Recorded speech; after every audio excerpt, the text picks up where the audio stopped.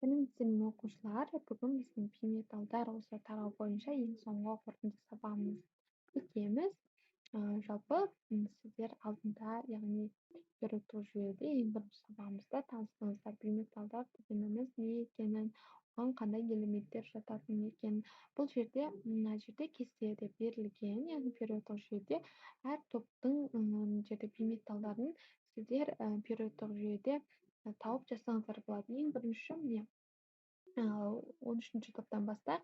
Ең бірінші 13-ші топта, яғни қарап тұрсаңыздар, оған 13-ші топта тек бір ғана бейметал бар, яғни оған бор жатады. Келесі 14-ші топта бейметалдарды қарайық, яғни көміртек және кремний жатады. Енді 15-ші топтың бейметалына мына жерде азот және фосфор, мына жерде күшән, яғни мышьяк жатады. Енді 16-ші топтың бейметалына келетін болсақ, оған оттек, күкірт, кремний жатады. Ары қарай енді 17-ші топ галогендерге қарайтын болсақ, бұл жерде фтор, хлор, бром, йод және астат жатады. Енді 18-ші топ, яғни бейметалдарға, оларға бұл жерде гелий, неон, аргон, криптон, ксенон, радон жатады. Сонымен қатар бейметалдарға сутекте жатады. Енді ары қарай осы біз яғни бүкіл өткен бейметалдар тарауында өзіңіздер таныстыңыздар. Олар көбінесе сыртқы қабатында 4-8 электрон болады. Яғни борда сыртқы қабатында 3 электрон және сутекте 1 электрон бар.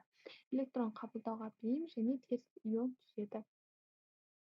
Енді физикалық қасиетіне келетін болсақ, көбісі газ немесе қатты және электр тоғысы нашар өткізеді. Түстері әртүрлі, төмен балқу температурасына ие.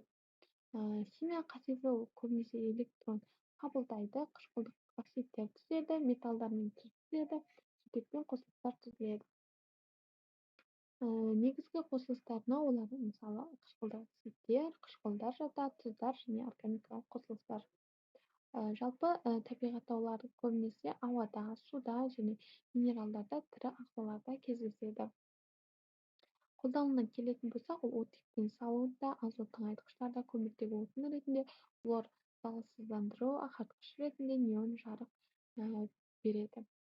Жарық шамдарында қолданылады. Енді мынандай қайталау сұрақтарына жауап беріп көріңіздер. Яғни бейметалдар қай топта орналасқан, қай бейметалдар ең белсенді, қай бейметалдар газ күйінде болады, қандай бейметалдар инертті газдарға жататын, өздеріңіз осы сұрақтарды жауап беріп көріңіздер. Жалпы бұл қорытынды сабақ, яғни қайталау ретінде болды бүгінгі сабақ.